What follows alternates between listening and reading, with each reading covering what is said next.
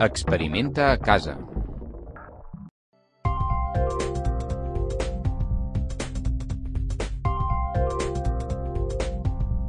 L'atracció electrostàtica entre les molècules d'aigua provoca la tensió superficial i s'origina gràcies a l'atracció entre l'hidrogen d'una molècula i l'oxigen d'una altra.